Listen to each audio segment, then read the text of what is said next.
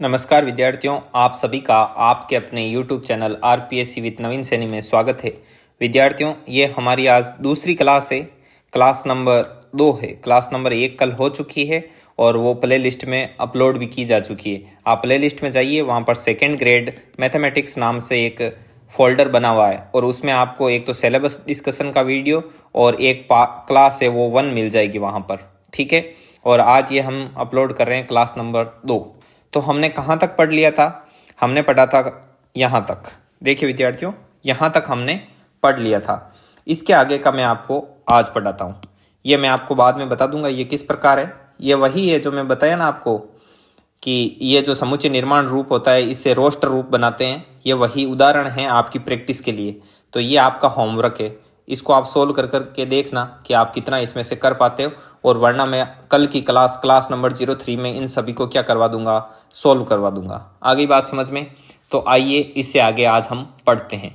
तो पहले मैं आपको सारी चीज़ समझाऊंगा और जो चीज़ मैं आपको समझाऊंगा वो सारी की सारी आपके पीडीएफ में लिखी हुई है। आपको साथ साथ में लिखना नहीं है, आपको केवल समझना है। लिखना है वो आपको सारा का सारा पीडीएफ से लिखना है। और पीडीएफ आपको मिलेगी एक तो टेलीग्राम पर ग्रुप बना हुआ है। टेलीग्राम पर ग्रुप है सिर्फ और सिर्फ सेकंड ग्रेड मैथमेटिक्स वालों के लिए अलग से। और एक व्हाट्सएप ग्रुप भी बना हुआ है, बॉयज़ और गर्ल्स दोनों के सेपरेट ग्रुप बने हुए हैं, व्हाट्सएप ग्रुप। उनमें आप जुड़ जाइए। वहाँ पर आपको रोज़ के रोज़ क्या मिल जाएगा, एक तो वीडियो का लिंक, जैसे वीडियो अपलोड होगा और उस वीडियो में क्या पढ़ाया गया है उससे संबंधित पीडीएफ भी वहाँ पर आपको दी जाएगी, ठीक है। अब देखो, लिंक तो रोज़ देंगे ही, लेकिन पीडीएफ हम रोज़ नहीं दे सकते, क्योंकि मान लो रोज़ का 2 वीडियो 2 पेज पढ़े। अब 2 पेज की रोज़ पीडीएफ बना के दो, तो हम 2 3 क्लास की साथ में ही पीडीएफ बनाकर आपको दे देंगे। मतलब हर दो क्लास के बाद में एक पीडीएफ दे दी, या फिर 3 क्लास के बाद में एक पीडीएफ देगी। वैसे आपको पीडीएफ मिलेगी ज़रूर, ये डन है। ऐसा नहीं कि मतलब पढ़ा दिया और पीडीएफ पीछे छूट गई, ऐसी नहीं होगी। पीडीएफ आपको ज़रूर मिलेगी। तो आप यदि इन ग्रुप में जुड़ना चाहते हैं तो ये नंबर है, इस नंबर पर आप मैसेज कर देना, ठीक है। इस पर मैसेज करना, अपना नाम और अपना डिस्ट्रिक्ट, ये 2 चीज़ भेज देना, तो हम आपको तुरंत ही इन ग्रुप में जोड़ देंगे। और सेपरेट ग्रुप है, आपको कोई तकलीफ नहीं होगी। और इसमें ओनली एडमिन वाला सिस्टम है, मतलब नहीं तो आपके फालतू के मैसेज आएंगे और ना ही आपका टाइम वेस्ट होगा और ना ही आपको कोई तकलीफ होगी, ठीक है। तो इस पर आप मैसेज कर देना। तो चलिए आज की क्लास शुरू करते हैं। और यदि कल वाली क्लास नहीं देखी है तो पहले जाकर वो क्लास देंगे, उसी के बाद में इस क्लास को देखना, वरना इसमें आपको कम समझ में आएगा, ठीक है विद्यार्थियों। तो आज का कार्यक्रम शुरू करते हैं। अब देखो, कल जैसे मैंने पढ़ाया तब कुछ लोग बोल रहे हैं कि हमको मालूम ही नहीं है, वो प्राकृत संख्याओं वाले कंसेप्ट है वो क्लियर ही नहीं है, कुछ मैसेज आए। तो मैं आज आपको ये सारे बता दूं।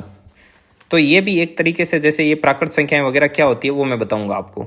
तो नंबर 1 नेचुरल नंबर, ठीक है। प्राकृत संख्याएं कौन सी होती है? प्राकृत संख्याएं 1 से शुरू होती है, 1 2 3 ऐसे इनफाइनाइट तक चलती है, ठीक है। इनको बोलते हैं प्राकृत संख्याएं। ये सब आपको लिखा हुआ मिलेगा, ओके। आप बस सुनिए, देखिए, पढ़िए। नंबर 2 पर आता है इंटीजर्स का मतलब होता है पूर्णांक। पूर्णांक को हम जेड से भी दर्शाते हैं और आई से भी दर्शाते हैं। आई से तो इसलिए दर्शाते हैं क्योंकि आई फॉर ये हो गया इंटीजर्स, और जेड का कारण है कि बताते हैं कि इसको जर्मन भाषा में जहलन बोलते हैं, जहलम ऐसा बोलते हैं इसको, पूर्णांक को। इस वजह से वहां से क्या आ गया, जेड आ गया। अब देखो, इस पूर्णांक में कौन कौन से आएंगे? एक तो जैसे ये 1 2 3 ऐसे चल रहे हैं, वो तो है ही अनंत तक। एक इसमें 0 शामिल होता है और इसमें -1 -2 ये जो ऋणात्मक संख्याएं हैं वो भी इसके अंदर क्या हो जाती है, शामिल। तो हम ऐसा बोल सकते हैं कि एक तो प्राकृत संख्याएं यूनियन माइनस वाली प्राकृत संख्याएं, मतलब ये जो ऋणात्मक संख्याएं, माइनस वाली प्राकृत संख्याएं शब्द उचित नहीं है। जो ऋणात्मक संख्याएं हैं वो, और उसके साथ क्या, 0, इनको ऐड करें तो क्या बन जाती है, पूर्णांक संख्याएं बन जाती है। आगे बात समझ में। नंबर 3 पर परिमेय संख्याएं आती है। इनको बोलते हैं रैशनल नंबर इंग्लिश में, और इसको दर्शाते हैं क्यू से, ठीक है। अब क्यू कैसे होगी? क्यू की क्या सिचुएशन है कि इसे P/Q के रूप में लिखा जाता है, जहां P बिलोंग्स टू तो Z होता है और Q belongs to N natural number. अब ये P बिलोंग्स टू Z है तो हमने Q बिलोंग्स टू Z क्यों नहीं रखा? क्योंकि यदि Q बिलोंग्स टू Z करेंगे तो Z में क्या शामिल होगा, 0, और नीचे कभी भी हर में क्या नहीं आता, 0 नहीं आता। आगे बात समझ में। और साथ ही साथ इन दोनों का GCD है वो क्या होना चाहिए, 1 होना चाहिए।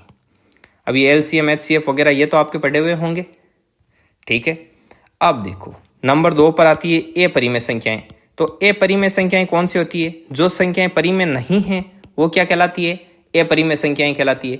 और अपरिमेय संख्याओं के बारे में तो आपने बचपन में ही पढ़ा होगा, जैसे अपन को कोई चीज़ परिमेय सिद्ध करनी होती या अपरिमेय सिद्ध करनी होती तो हम पहले मान लेते कि भाई ये परिमेय है, फिर बताते कि ये परिमेय नहीं है। तो वही बात है, जो परिमेय नहीं है वही क्या है, अपरिमेय है। आगे बात समझ में, जैसे इसको QC से दर्शाते हैं। QC मतलब इन जो ये संख्याएं हैं परिमेय संख्याएं, इनका क्या है, कॉम्प्लीमेंट है, इसलिए इसको Q का कॉम्प्लीमेंट बोलते हैं। आगे बात समझ में, जैसे वास्तविक संख्याएं होती हैं उनको हम किससे दर्शाते हैं, 8 से दर्शाते हैं। अब वास्तविक संख्याओं में कौन कौन सी संख्याएं आ गई, आयोटा वाली संख्याओं को छोड़कर सारी। अब जैसे एक तो 3 है, -3 है, 3.5 है, सारी की सारी संख्याएं आ गई, वो सारी की सारी क्या है, वास्तविक। और जिसके साथ 3 आयोटा ऐसा लिखा हुआ है वो क्या है, काल्पनिक संख्या है। तो काल्पनिक को छोड़कर सारी की सारी क्या है, वास्तविक। तो यदि हम इन वास्तविक संख्याओं में से परिमेय संख्याओं को घटा दें तो शेष क्या रहेगी, अपरिमेय संख्याएं। आगे बात समझ में। और यदि आपसे पूछ ले कि मान लो ये 3, ये 4 नंबर, ये 5 नंबर, कि वास्तविक संख्याएं कौन सी है, व्हाट इज रियल नंबर्स, वास्तविक संख्याएं, तो वास्तविक संख्याएं हैं वो परिमेय और अपरिमेय संख्याओं का क्या होती है, योग होती है। रियल नंबर है वो परिमेय संख्याएं और अपरिमेय संख्याओं का क्या होती है, योग होती है। आगे बात समझ में। अब आगे आता है नंबर 6, सम्मिश्र संख्या। सम्मिश्र संख्याएं मतलब काल्पनिक संख्याएं, इनको इंग्लिश में बोलते हैं कॉम्प्लेक्स नंबर। तो ये कॉम्प्लेक्स नंबर कौन से होते हैं, तो जैसे ऐसा लिखा हुआ आ जाए, जैसे कॉम्प्लेक्स नंबर का मैं आपको बताता हूँ कि ये कैसी होती है। इनमें देखो x + i, ये तो होती है फॉर्म। अब ये भाग है वो कौन सा कहलाता है, काल्पनिक भाग, और ये भाग कौन सा कहलाता है, वास्तविक भाग। अब जो काल्पनिक संख्याएं हैं उनका वास्तविक भाग क्या है, 0 है। आगे बात समझ में। वास्तविक भाग क्या होता है, 0। संख्याओं का वास्तविक भाग है 0। अब ये 3 आयोटा, 4 आयोटा, रूट के अंदर माइनस वाली, ये संख्याएं किस में आती है, ये संख्याएं आती है आपके सम्मिश्र संख्या में। आगे बात समझ में। तो ये चीज है। अब मैं आपको थोड़ा अंतराल के बारे में बता दूं। ये नोट है, अब अपन नया नोट ले लेते हैं, ये लीजिए, ठीक है। अब हम शुरू करते हैं इसमें। आगे मैं बताऊं आपको थोड़ा बहुत अंतराल के बारे में कि भाई अंतराल क्या होता है, अंतराल को कैसे लिखते हैं। जैसे आपको कहीं लिखा हुआ मिल जाए कोष्टक में A और B, इसका मतलब क्या है, A और B के बीच की चीज लेनी है, समझ गए। तो जैसे कैसे, जैसे ये x है, तो x है ना वो A और B के बीच में क्या है, बीच में, बीच है। A और B के बीच का पार्ट आएगा वो कौन सा है, x है। और x बिलोंग्स टू क्या है, रियल नंबर है। अब जैसे मैं लिख दूं A और इस तरफ B, जब ये बड़े वाला कोष्टक आ जाता है तो इसका मतलब है A और B को भी साथ में लेना है। जैसे मैं एक लाइन ड्रॉ करता हूं, ये लाइन ड्रॉ की, और यहां पर A है और यहां पर B है। यदि मैंने ऐसा लिख दिया कि A और B बड़ा वाला, इसका मतलब A को भी साथ में लेना है और B को भी साथ में लेना है, और बताना है कि A और B के साथ का ये बीच वाला भाग सारा का सारा। और यदि मैं ऐसे लाइन ड्रॉ करूं और यहां पर A है और यहां पर B है, और यदि मैंने ऐसा लिख दिया A, B, इसका मतलब A और B को, इनको तो छोड़ना है और इनके बीच वाला पार्ट लेना है। और यदि मैं ऐसा लिख दूं, जैसे ये A है और ये B है, इसके बीच में ऐसा लिख दिया A, B, एक तरफ तो बड़ा कोष्टक, एक तरफ छोटा कोष्टक, तो जिस तरफ छोटा कोष्टक है उसको तो छोड़ना है, B को छोड़ना है और A वाले को लेना है साथ में। तो यहां से लेकर यहां तक की संख्याओं की बात हो रही है, समझ गए। ये होता है अंतराल, और अंतराल को लिखने का तरीका क्या है वो मैं अभी आपको एक बार बता दूं। ये लो, यहां पर लिख देते हैं। अब ये AB है, अब AB के बीच में मान लो x है, तो वो x है वो कुछ इस प्रकार होगा, A ये greater than and equal, x is less than and equal from B, और ये क्या है, x बिलोंग्स टू R। और यदि इस तरफ A कंप्लीट है, बड़ा कोष्टक है, और B की तरफ क्या है, छोटा कोष्टक है, तब x किस प्रकार है, x इस प्रकार है कि वो A से तो बराबर या बड़ा है और बी से क्या है छोटा है और x belongs to R। Number 4, यदि ऐसा लिख दें ए के पास में तो लिख दें छोटा कोष्टक और बी के यहाँ पर बड़ा कोष्टक, तो x किस प्रकार है, x इस प्रकार है कि वो ए से तो बड़ा है और बी से क्या है छोटा और बराबर। आगे बात समझ में, इस प्रकार से लिखना है। ये तीनों ये होते हैं अंतराल को लिखने के और पढ़ने के दर्शाने के तरीके। आगे बात समझ में। अब यहाँ तक का एक बार हम नोट्स में देख लेते हैं। ये अपने नोट्स हैं, ये आपका होमवर्क है भाई।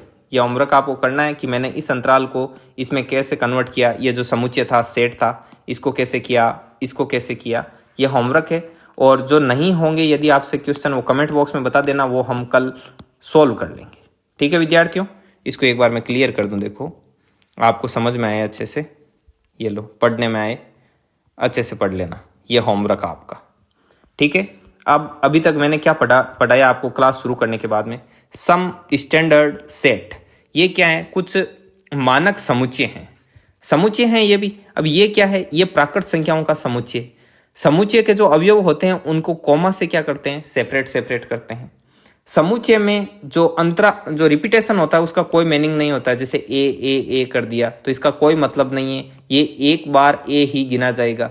समुच्चय में यदि हम जो क्रम चेंज कर दें उसका भी कोई फर्क नहीं पड़ता है। ये चीजें हमने पिछले वीडियो में पढ़ी थी। आ गई बात समझ में। अब देखिए प्राकृत संख्याएं वो 1 से शुरू होती है, 1 2 3 4 ये है एकदम बेसिक। मुझे भी मालूम है, आप सेकंड ग्रेड की तैयारी कर रहे हो, आपको पता होगा और आपको झुंझलाहट भी हो रही होगी कि ये क्या शुरू कर दिया है ना। तो ये मैं बीच में बता रहा हूँ, किसी को मालूम नहीं हो फिर पूछेंगे कि तो इसमें जेड क्यों लिया, एन क्यों नहीं लिया। तो पहले मालूम तो होना चाहिए कि एन क्या है और जेड क्या है, इसलिए एकदम बेसिक से चल रहे हैं। और देखिए पूर्णांक को इंटीजर्स आई और जेड से भी दर्शाते हैं। जेड इसमें देखो 0 1 +1 और -1 +2 -2 +3 -3 ऐसे करके अनंत तक। तो देखो इसमें एक तो ये प्राकृत संख्याएं और ये ऋणात्मक संख्याएं और 0, इन तीनों को शामिल कर लेते हैं, तब क्या बन जाता है अपना जेड। आगे बात समझ में। रैशनल नंबर परिमेय संख्याएं वो होती है जिनको p/q के रूप में लिख सकते हैं, जहां पर q is not equal to 0। ऐसा हमने बचपन में पढ़ा था। तो यहाँ पर थोड़ा अलग फॉर्म में देख लीजिए, ये तो बचपन में पढ़ा है। तो p बिलोंग्स टू z, जहां पर p तो क्या है पूर्णांक है, लेकिन q हमेशा ही क्या होगा नेचुरल नंबर। इसका कारण क्या है, क्योंकि यदि यहाँ पर z करें तो z में क्या आएगा 0 और q कभी भी क्या नहीं होगा 0। और इन दोनों का GCD ग्रेट कॉमन डिविजर वो इन दोनों का क्या होगा 1। आगे बात समझ में। अपरिमेय संख्याएं, जो संख्याएं परिमेय संख्याएं नहीं है वो क्या होगी अपरिमेय संख्याएं। जैसे इनको बोलते हैं कॉम्प्लीमेंट ऑफ परिमेय संख्याएं। ठीक है, इन परिमेय संख्याओं का क्या है कॉम्प्लीमेंट है। अब देखो वास्तविक संख्याओं में से यदि परिमेय संख्याएं घटा दें तो शेष क्या बचेगी अपरिमेय संख्याएं। आगे बात समझ में, आगे बढ़ो। वास्तविक संख्याएं क्या है, परिमेय और अपरिमेय संख्याओं का योग है, वो क्या है वास्तविक संख्याएं। और कॉम्प्लेक्स नंबर सम्मिश्र संख्याएं, आयोटा वाली सारी की सारी कॉम्प्लेक्स जो नंबर होते हैं सम्मिश्र संख्याएं होती है, उनका वास्तविक भाग हमेशा ही क्या होता है 0। आगे बात समझ में। अब देखो ये जैसे आपको ये x + आयोटा y होता है ना, इनका वास्तविक भाग क्या होता है 0 होता है। जैसे ये सम्मिश्र संख्याएं आपको ऐसे लिखी हुई मिलेगी कि 3 आयोटा, जैसे √, ये -3, तो ऐसी संख्याएं होती है वो क्या कहलाती है सम्मिश्र संख्याएं कहलाती है। तो ये काल्पनिक संख्याएं, जो वास्तविक नहीं है वो क्या है काल्पनिक। आगे बात समझ में। और ये है अंतराल। ये अंतराल को लिखने के तरीके बता दिए। ये छोटा कोष्टक हो तो दोनों ओर के जो पार्ट है वो क्या करने हैं छोड़ने हैं। अब देखो a से बड़ा और बराबर, इसका मतलब a को भी साथ में शामिल कर रहा है। b से छोटा और बराबर मतलब b को साथ में शामिल कर रहा है। ये चीज मैंने आपको अभी बता दी। आगे बात समझ में, ये क्लियर। अब इसके आगे की बात बताते हैं आपको पेज पर।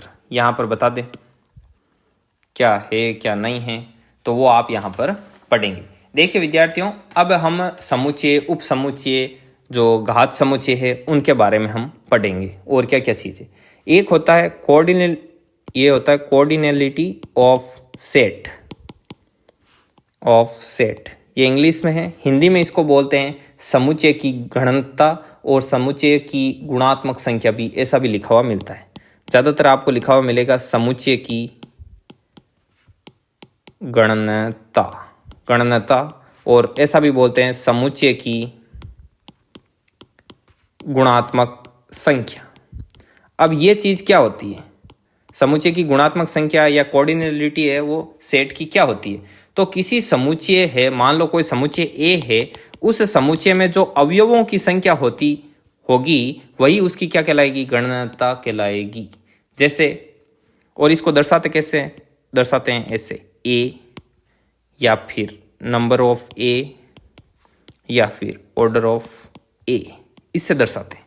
जैसे मैं बोलूं जैसे ये ए है, अब ए की कोऑर्डिनेलिटी कितनी है? तो ये है 4। इसको मैं ऐसे भी लिख दूं, ऐसे भी लिख दूं, और या फिर ऐसे लिख दूं। आगे बात समझ में? तो ये आपको याद करनी होती है कि जैसे एक और लें, A1 B C 3, तो इसका नंबर ऑफ ए कितना है? इसकी गणता बतानी है आपको, तो इसकी गणता कितनी है? 4 है। 1 2 3 4 सॉरी 5 है। तो इसमें अवयवों की संख्या कितनी है? उसी को उसकी क्या बोलते हैं? गणनता। आ गई बात समझ में? उसी को इसकी कोऑर्डिनेलिटी बोलते हैं। तो ये चीजें। अब होता है समुच्चय का उपसमुच्चय। समुच्चय का उपसमुच्चय क्या होता है?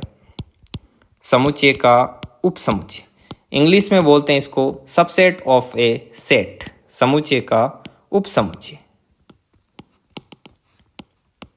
Subset of A set. हमें बताना है कि सबसेट क्या होता है। जैसे मैं आपको एक सेट दे दूं, ए बराबर 1 2 3। अब इसके सबसेट बनेंगे, जैसे मैं बनाऊं बी, और बी में मैं दे दूं 1 और 2। तो ये बी है, वो ए का क्या है?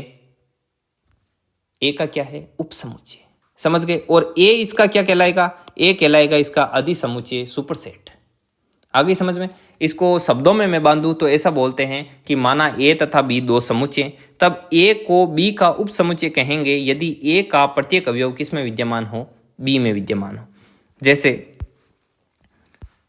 यहां पर और बनाऊं, A P Q R S, और बी है क्यू और आर। अब देखो, बी का प्रत्येक अवयव है वो ए में विद्यमान है, तो बी इसका क्या कहलाएगा? उपसमुच्चय कहलाएगा। और इसे दर्शाते कैसे? ऐसे दर्शाएंगे, बी इज सबसेट ऑफ ए। अब चीज, प्रत्येक जो समुच्चय होता है वो स्वयं का क्या होता है? उपसमुच्चय होता है। जैसे ए है, अब ये ए है ना, वो एक तो खुद का क्या है? उपसमुच्चय। खुद देखो, जैसे ए में पी क्यू आर एस है, तो अब खुद का क्या होता है? हमेशा ही उपसमुच्चय होगा। ऐसा लिख सकते हैं, ए इज सबसेट ऑफ ए। ठीक है, तो ये खुद का क्या होगा? उपसमुच्चय होगा। तो ये चीज होती है। एक रिक्त समुच्चय। रिक्त समुच्चय का मतलब क्या होता है? फाई।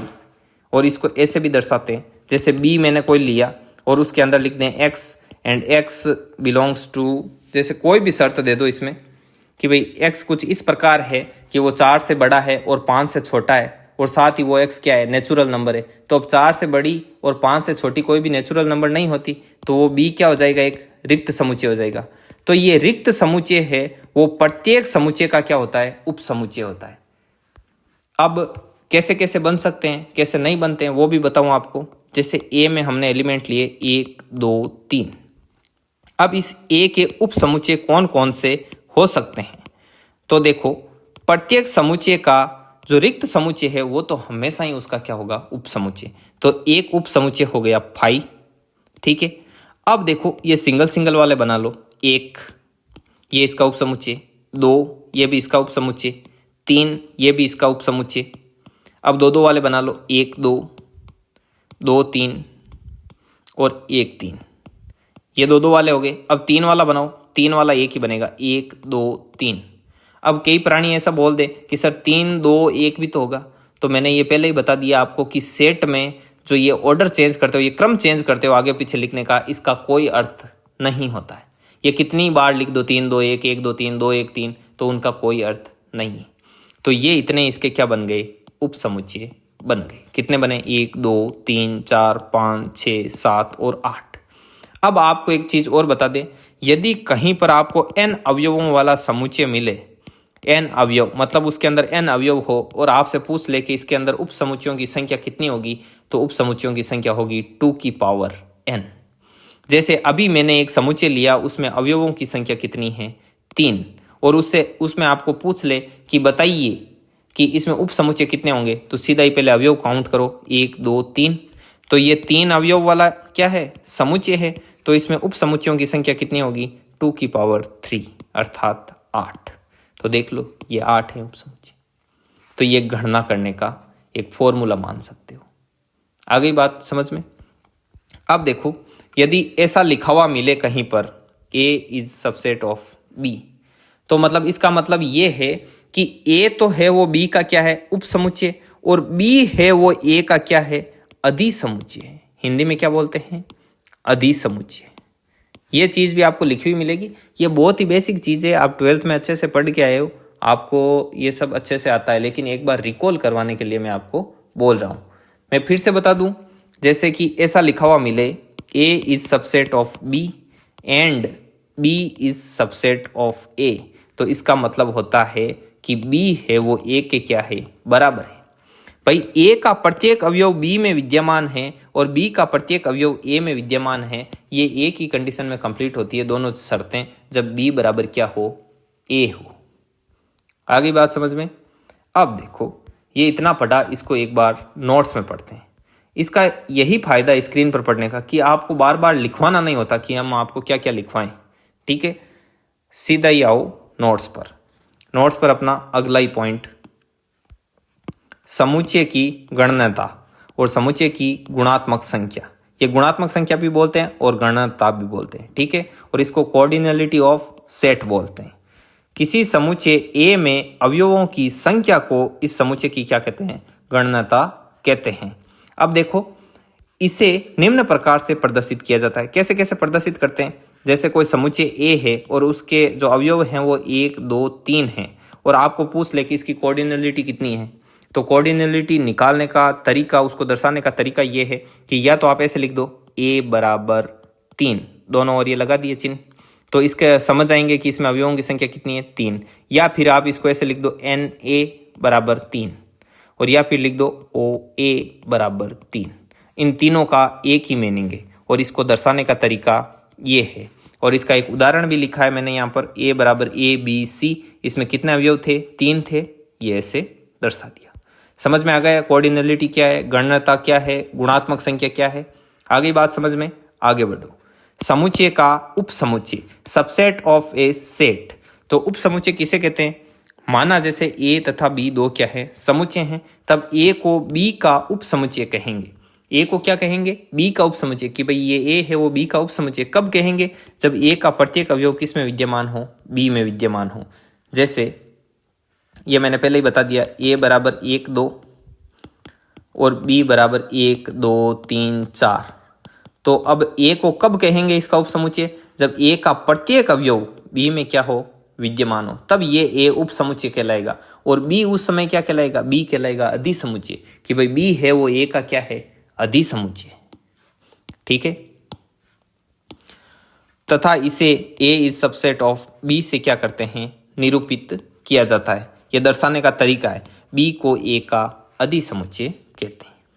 अब देखो, उपसमुच्चय के लिए क्या क्या कंडीशंस है। प्रत्येक समुच्चय है वो स्वयं का क्या होता है, उपसमुच्चय होता है। जैसे मैंने आपको यहाँ पर दर्शाया, ये बना के दिखाया ना कि उपसमुच्चय कहाँ बनाया, ये रहा। अब देखो, मैंने इसके इतने उपसमुच्चय बनाए, 5 बनाया, 1 2 3 1 2 2 3 1 3 और 1 2 3। तो देखो, ये जो समुच्चय है वो A ही नहीं है क्या, फिर भी ये इसके उपसमुच्चय में, अर्थात प्रत्येक समुच्चय जो होता है ना, वो उपसमुच्चय है ना, वो स्वयं क्या होता है, उसका उपसमुच्चय। जैसे ये समुच्चय है, ये प्रत्येक समुच्चय स्वयं का क्या होगा, उपसमुच्चय होगा। आगे बात समझ में, ये खुद ही देखो, ये खुद समुच्चय है, फिर भी यहाँ देखो उपसमुच्चय में बैठा है। बस यही लाइन यहाँ पर लिखी हुई है, प्रत्येक समुच्चय स्वयं का क्या होता है, उपसमुच्चय होता है। रिक्त समुच्चय, प्रत्येक समुच्चय का उपसमुच्चय होता है।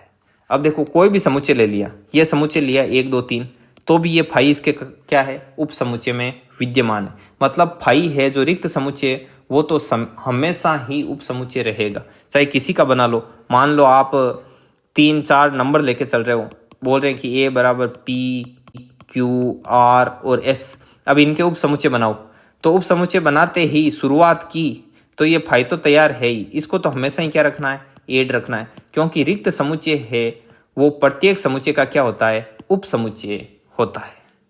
ठीक है, ये चीज यहाँ पर लिखिए। और यदि ये लिखा है आगे, n अवयवों वाले समुच्चय में उप समुच्चयों की संख्या कितनी होती है, 2n। ये मैंने आपको कैलकुलेट करके बता दी।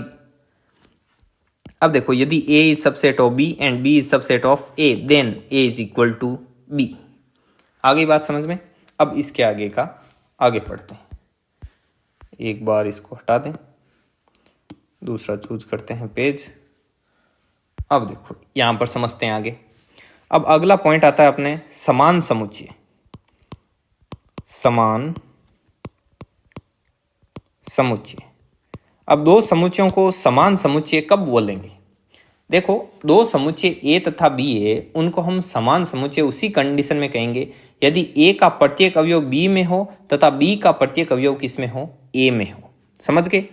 मतलब समान समुच्चय को दर्शाते हैं A बराबर B, मतलब A भी एक समुच्चय, B भी एक समुच्चय, और ये समान तभी कहलाएंगे जब वो दोनों ही क्या हो, एकदम बराबर हो। बराबर होने के लिए ये शर्त है कि A का प्रत्येक अवयव B में विद्यमान हो और B का प्रत्येक अवयव किस में विद्यमान हो, A में विद्यमान हो। तभी हम क्या कहेंगे कि दोनों ही समुच्चय क्या हैं, बराबर हैं, समान हैं, तभी यह समान समुच्चय कहलाएंगे। कैसे? जैसे मैं लिख देता हूं A बराबर 1 2। ठीक है, ये मंजिला कोष्टक में कर्ली ब्रैकेट में, और B को मैं लिख देता हूं BX, और X इस प्रकार है, किस प्रकार है, x² minus 3x plus 2 is equal to 0 and x belongs to Z। अब इसको सोल्व करो। x² minus 3x plus 2 is equal to 0, x² minus 2x minus x plus 2 is equal to 0 and x minus 2 and minus 1 x minus 2 is equal to 0, x minus 2 x minus 1 is equal to 0, then we get x बराबर 1 and 2। तो अब x की value हमारे पास क्या आई, 1 और 2 आई, मतलब B के अंदर कौन कौन एलिमेंट हैं, 1 और 2। तब हम क्या कह सकते हैं, ये दोनों क्या है, समान समुच्चय। क्यों? क्योंकि A is subset of B। देखिए, A का प्रत्येक अवयव किस में विद्यमान है, A का प्रत्येक अवयव किस में विद्यमान है, B में, and also B is subset of B। देख लो, B is subset of A। B का जो प्रत्येक अवयव है वो किस में विद्यमान है, A में विद्यमान है। तब हम क्या कह सकते हैं कि दोनों ही क्या है, बराबर हैं, समान हैं। इस कंडीशन में हम बोलेंगे कि A और B समान समुच्चय। आगे बात समझ में, आगे बढ़ो। आगे आता है तुल्य समुच्चय। यहीं लिख दूं,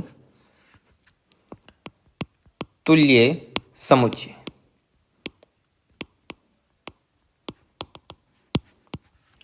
तुल्य समुच्चय, दो समुच्चय A तथा B है, उनको हम तुल्य समुच्चय तभी कहेंगे यदि A तथा B की जो कोऑर्डिनलिटी है वो समान है। कोऑर्डिनलिटी माने तो गुणात्मक संख्या, जिसको गणनता बोलते हैं, अभी अभी पढ़ के आए। जैसे A बराबर 1 2 3 और B बराबर A B और C। ठीक है, अब आप देखो, इनको समान समुच्चय नहीं बोल सकते। समान समुच्चय तभी बोलते हैं जब A का प्रत्येक अवयव B में और B का प्रत्येक अवयव A में हो। इसमें क्या डिफरेंस है, अच्छे से समझना। अब देखो, ना तो A का प्रत्येक अवयव B में है और ना ही B का प्रत्येक अवयव किस में है, A में है, तो भी हम इसको, ये दोनों क्या है, तुल्य समुच्चय। अब इसमें आप हिंदी मत लगा लेना कि तुल्य अच्छा पर्यायवाची है, ये इसके तुल्य है, ये इसके समान है, और इधर करके हिंदी घुसा दी इसमें, तो वैसा नहीं करना है। ये तुल्य समुच्चय ये अलग है। तुल्य समुच्चय का मतलब होता है कि उसकी सिर्फ कोऑर्डिनलिटी समान होनी चाहिए। कोऑर्डिनलिटी का मतलब होता है नंबर ऑफ एलिमेंट, उसके अंदर अवयवों की संख्या। तो इसमें भी अवयवों की संख्या 3 है और इसमें भी अवयवों की संख्या कितनी है, 3 है। तो ये दोनों ही क्या हो गए, तुल्य समुच्चय हो गए। आगे बात समझ में। इसका मतलब इसको ऐसा लिख सकते हैं, number of A is equal to number of B। इसको ऐसा भी लिख सकते हैं, order A of order B, और इसको ऐसे भी लिख सकते हैं, A और ये B। दर्शाने के 3 तरीके थे, तीनों तरीके से दर्शा सकते हैं। तो ये क्या हो गए, तुल्य समुच्चय हो गए। अब देखो, जो प्रत्येक समान समुच्चय वो हमेशा ही तुल्य समुच्चय होगा, लेकिन तुल्य समुच्चय का समान होना आवश्यक नहीं। क्यों? देखो ये तुल्य समुच्चय है, लेकिन ये क्या नहीं है, समान नहीं है। जबकि यहां पर देखो ये दोनों समान समुच्चय हैं, ये दोनों समान समुच्चय हैं, a बराबर 1 2 b बराबर 1 2। तो ये समान समुच्चय हैं और साथ ही साथ क्या हैं, तुल्य भी हैं। तुल्य में तो क्या चाहिए, सिर्फ एलिमेंट है उनकी काउंटिंग है वो सेम होने चाहिए, एलिमेंट सेम होना जरूरी नहीं, सिर्फ क्या होने चाहिए, काउंटिंग। तो इसमें भी 2 अवयव, इसमें भी 2 अवयव, ये लो जी, ये हो गया तुल्य समुच्चय। तो समान समुच्चय हमेशा ही क्या होते हैं, तुल्य समुच्चय होते हैं। लेकिन जो तुल्य समुच्चय हैं, ये रहे तुल्य समुच्चय, ये समान नहीं है। क्यों? क्योंकि ए का प्रत्येक अवयव बी में नहीं है और बी का प्रत्येक अवयव ए में नहीं। बस ये चीज थी। अब देखो यहां पर एक मैं ऐसी चीज लिखूंगा कि उसको लिखते ही आपके क्या हो जाएगा, डाउट हो जाएगा। लिखूं, देखो मैं तुल्य समुच्चय के उदाहरण लिख रहा हूं। जो ये तुल्य समुच्चय ना, इसका उदाहरण, तो पहला उदाहरण तो ये है a बराबर 1 2 3 और b बराबर है a b और c। और दूसरा उदाहरण मैं लिखता हूं cardinality of n and cardinality of z। ये मैंने लिखा और आपके डाउट उत्पन्न क्यों? आप बोलोगे कि इनकी कोऑर्डिनलिटी सेम कैसे है, n कहां से शुरू हो रहा है, n शुरू हो रहा है 1 2 3 यहां से, ठीक है।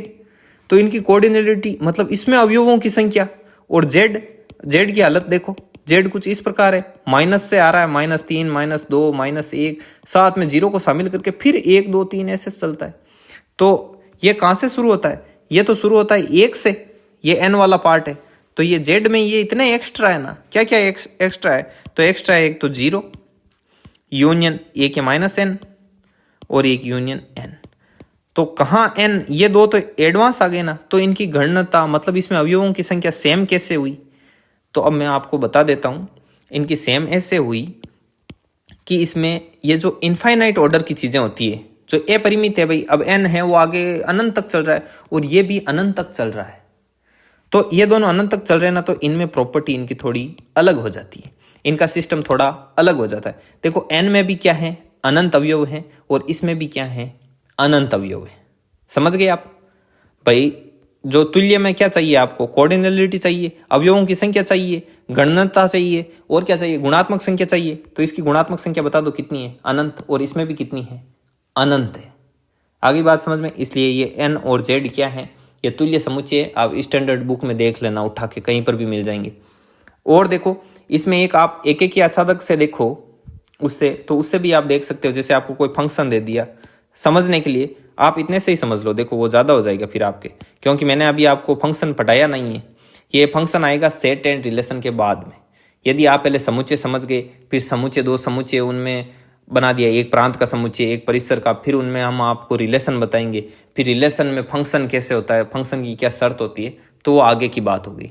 एक बार की आप ये समझ लो कि ये n और z है वो क्या है, ये n 1 2 3 यहाँ से शुरू समझा दिया। तो एक बार कि आप ये समझ लो, ये n इनकी कोऑर्डिनलिटी और z की क्या है, सेम है, अतः ये क्या है, तुल्य समुच्चय है। अब देखिए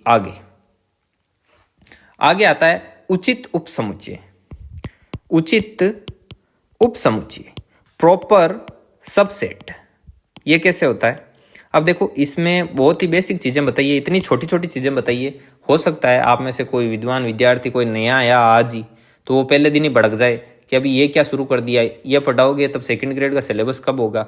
तो सिलेबस कवर करना निश्चित समय में वो मेरी जिम्मेदारी है, वो आपकी नहीं है। आपकी क्या है, आपको सिर्फ पढ़ना है, और कितने समय में कैसे कंप्लीट करना है वो मेरे पहले ही रोड मैप तैयार है ना, कि भाई एग्ज़ाम नज़दीक हो या मान लो जल्दी करवा दे गवर्नमेंट कैसे भी करके, तब कैसे कंप्लीट करना है, अभी जिस हिसाब से चल रहे हैं कब तक होगा, वो सारा मेरे माइंड में विजन क्लियर है। उसमें आपको चिंता करने की ज़रूरत नहीं है। आपको तो बस जस्ट क्लास लेनी है, उसके नोट्स उतारने, जो समझ में नहीं आया उसका पिक खींच के और सीधा व्हाट्सअप कर देना, और व्हाट्सअप नंबर है वो डिस्क्रिप्शन में दे रखें। आगे देखिए उचित उपसमुच्चय। उचित उपसमुच्चय क्या होता है? जैसे आप ऐसा लिखते हो ना, A is subset of B, तो इसमें 2 चीज़ें हैं। 2 चीज़ें क्या है, इसको 2 भागों में बांट सकते हैं। देखो इसमें एक चीज़ तो ये है, ये नीचे है ना, ये नीचे बराबर वाला चिन्ह, एक तो A बराबर B और साथ ही A is subset of B, तो ये 2 चीज़ें शामिल है इसमें। अब यदि इसमें से मैं ये बराबर वाला ये जो चिन्ह है इसको हटा दूं यहाँ से, तो शेष क्या बचेगा, भाई जैसे ये ए इज ऐसे लिखा हुआ है, ए इज सबसेट ऑफ बी, ये तो इसमें से मैं ये नीचे वाला पार्ट रिमूव कर दूं, मतलब ए बराबर बी को हटा दूं, तो शेष क्या बचता है, ए इज सबसेट ऑफ बी, और इसी को क्या बोलते हैं, उचित उपसमुच्चय। उचित उपसमुच्चय। अब देखिए, अब इसको हम कैसे कैसे लिख सकते हैं, शब्दों में कैसे बांधेंगे कि भाई ए तथा बी दो समुच्चय हैं, तब ए को बी का, इस ए को इस बी का उचित उपसमुच्चय कहेंगे यदि ए का प्रत्येक अवयव बी में विद्यमान हो तथा बी में कम से कम एक अतिरिक्त अवयव हो, मतलब बी थोड़ा सा ही हो लेकिन क्या होना चाहिए, इससे बड़ा होना चाहिए। एक अवयव ए से तो कम से कम एक अवयव क्या होना चाहिए, ज्यादा होना चाहिए, एक अवयव अतिरिक्त होना चाहिए, तब जाकर ये ए क्या कहलाएगा, उचित उपसमुच्चय। आ गई बात समझ में। तो इसको ऐसे, जैसे ए बराबर बी, ये कब होता है, जैसे ए में 1 2 है और इसमें ही क्या है, 1 2 है। अब मैंने बी में जैसे ही एक ही एलिमेंट, कोई ज्यादा की जरूरत नहीं है, जैसे ही मैंने इसमें एक एलिमेंट ऐड कर दिया 3, तब ये ए है वो बराबर ना रहकर कैसा बन जाएगा, तो ए बराबर ना रह के क्या हो जाएगा, ये ऐसे हो जाएगा उपसमुच्चय। तब ये ए क्या कहलाएगा, इसका उचित उपसमुच्चय। मतलब उचित उपसमुच्चय का मतलब ये है कि उसमें बराबर की कोई गुंजाइश नहीं रहनी चाहिए। बी में एक एलिमेंट ही हो, ज्यादा भी हो सकते हैं 1 2 3 4 5 कितने भी, लेकिन मिनिमम एक एलिमेंट बी में क्या होना चाहिए, ज्यादा होना चाहिए। तभी बी की तरफ क्या होगा, ये ज्यादा वाला चिन्ह होगा और ये बराबर वाला हटेगा, और तभी जाकर ये क्या बनेगा, उचित उपसमुच्चय बनेगा। समझ में आ गया। मिनिमम एक एलिमेंट बी में क्या होना चाहिए, ज्यादा। तो ये एक एलिमेंट ज्यादा होगा तभी तो ये बी वाला हटेगा, ये बराबर वाला, और तभी ये जाकर क्या बनेगा, उचित उपसमुच्चय बनेगा। और इसे कैसे निरूपित करते हैं, इसे ए इज सबसेट ऑफ बी से निरूपित करते हैं, और ये चीज आपके नोट्स में अच्छे से लिखी हुई है। अब आगे देखिए, आगे आता है घात समुच्चय। अब देखिए घात समुच्चय यहां पर लिख देते हैं। अच्छा, ये बारीक वाला आ गया क्या, घात समुच्चय। अब घात समुच्चय को कैसे समझोगे, पावर ऑफ सेट। देखिए, किसी समुच्चय ए के सभी उप समुच्चयों का समुच्चय ए का क्या कहलाता है, घात समुच्चय। कैसे, ए बराबर 1 2 3। अब इसके मुझे क्या बनाने हैं, उप समुच्चय बनाने। तो मैं कैसे बनाऊंगा कि देखो, एक तो फाई तो हमेशा ही विराजमान है उप समुच्चय के रूप में, कोई भी समुच्चय उठा लो उसका उप समुच्चय बनने के लिए फाई है वो तैयार बैठा है। तो एक तो फाई हो गया, एक हो गया, सॉरी एक, ये 2, ये 3, ये एक एक वाले ले लिए, अब 2 2 वाले ले लो, 1 2 1 3 2 3, और एक आ गया 1 2 3, सारे आ गए। अब देखो 3 अवयवों का है, तो अब इसमें कितने हो गए, 1 2 3 4 5 6 7 8।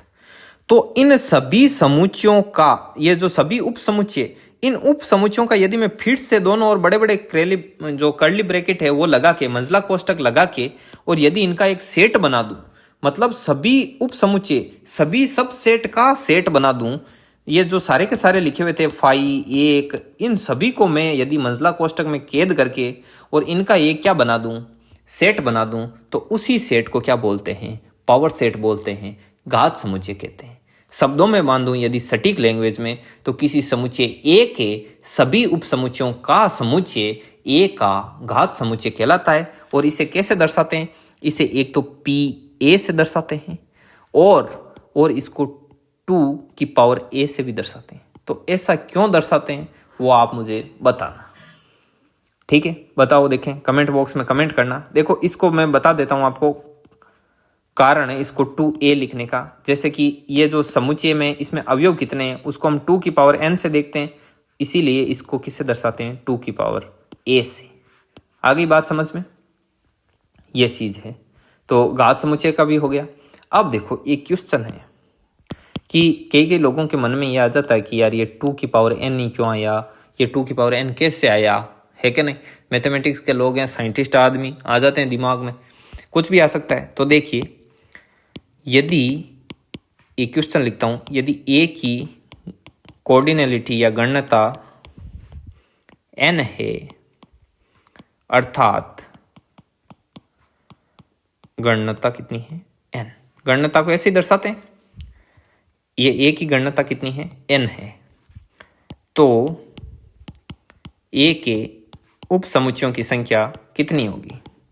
अब ये चीज लोग पूछेंगे, इसलिए मैंने पहले यहां पर ऐड कर दी। तो उप समुच्चयों की संख्या कितनी होगी। अब आंसर तो आप महानुभावों को मालूम है कि भाई यदि ए में अवयवों की संख्या n है तो उसके उप समुच्चयों की संख्या सीधी बात है दिखाई दे रही, कितनी होगी, 2 की पावर n होगी। लेकिन कैसे होगी, देखो मान लो यदि आपने कहीं वो परमुटेशन कॉम्बिनेशन पढ़ा है तो हम कहीं कहीं ऐसा लिखते हैं NCR। तो ऐसा क्यों लिखते हैं कि भाई n में से जो r हैं उनको व्यवस्थित करने के तरीके कितने हैं, उसको हम किससे दर्शाते हैं, NCR से दर्शाते हैं। तो यहां पर वही बात है, जैसे मैं ये PA लूं, PA मतलब ये घात समुच्चय वाला, ये मुझे देखना है कि ये कितना होगा। तो हम कैसे देखेंगे, तो इसको देखने का एक तरीका है कि हमने एक बचपन में पढ़ा है द्विपद पर में बाइनोमियल थ्योरम पढ़ी होगी कि 1 प्लस x की पावर कितनी होती है, n। तो उसको कैसे लिखते हैं, NC0 प्लस NC1 x की power n plus NCn x की पावर n। ये तो पढ़ा ही होगा, याद होगा। और यहां पर लिख दो x बराबर 1। तो ये क्या हो गया, 1 प्लस 1 की power n NC0 plus NC1 plus NCn। तो ये क्या हो गया, 2 की power n NC0 plus NC1 plus NCn। अब मैंने ये रिजल्ट निकाला है। क्यों निकाला है, क्योंकि अभी मुझे इसको यूज में लेना है। अब देखो इसमें से ये जो n है, n क्या है, अवयवों की संख्या है। इन अवयवों की संख्या n को मैं कैसे कैसे यूज कर सकता हूं। जैसे मुझे पावर सेट ये निकालना है, पावर ऑफ ए घात समुच्चय, तो मैं क्या क्या कर सकता हूं, n में से एक तो तरीका हो कि मैं कुछ भी ना लूं, NC0। एक इसमें से मैं एक अवयव लेकर वो क्या बना दूं, सबसेट बना दूं। हो सकता है कि मैं n अवयवों में से 2 को लेकर क्या बना दूं, सबसेट बना दूं। भाई 0 लेके मैं क्या बनाऊंगा, सेट बनाऊंगा, तो वो 5 वाला आ गया ना। अब मुझे करना क्या है, ये गणना कितनी है, n है। तो अब मुझे करना क्या होगा, इससे सभी जो n अवयव हैं इनसे मुझे उप समुच्चय बनाने पड़ेंगे। और उन सभी उप समुच्चयों का मैं जो समुच्चय लूंगा वही तो क्या कहलाता है, पावर सेट कहलाता है, घात समुच्चय कहलाता है। लेकिन मुझे क्या करनी है, उप समुच्चयों की संख्या ज्ञात करनी है। तो मैं पहले क्या करता हूं कि भाई पहले मैं एक ले लेता हूं, ये इसको यहां से रब कर दो। मैंने पहले सोचा कि मैं उन n अवयवों में से 0 एलिमेंट लेके और एक उप समुच्चय बनाऊंगा। तो मैं कोई भी समुच्चय, जो कोई भी अवयव ना लेकर मैं क्या बना सकता हूं, एक रिक्त समुच्चय। तो ये तो रिक्त समुच्चय वाला आ गया। अब मैं एक एक एलिमेंट लेके बना सकता हूं। NC2 n में से 2 एलिमेंट लेके उप समुच्चय बना सकता हूं। जैसे मैंने बताया था a बराबर 1 2 3। तो इन 3 अवयवों में से मुझे उप समुच्चय बनाने हैं। तो मैं पहले क्या करूंगा, कोई भी एलिमेंट नहीं लूंगा। इन n मतलब इन 3 अवयवों में से मैं 0 एलिमेंट लेकर कौन सा उप समुच्चय बना सकता हूं, 5 बना दिया। वैसे ये यहां पर बन गया।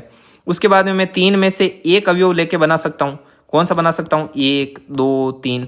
ये मैंने बना दिया। n अवयवों में से NC1 NC ये आ गया। उसके बाद में मैं 2 अवयव लेके उप समुच्चय बना रहा हूं, 1 2 1 3 2 3। तो वो मैंने n में से 2 लेके बना दिए। फिर मैं इनमें से 3 लेके बना सकता हूं। तो मैंने 3 लेके बना दिया, 1 2 3 ऐसे। तो वैसे इसमें 3 एलिमेंट ही थे, तो हम यहीं तक थक गए। लेकिन यहां पर अवयव कितने हैं, n। तो हम इनको कितने टाइम चलाएंगे, NCn।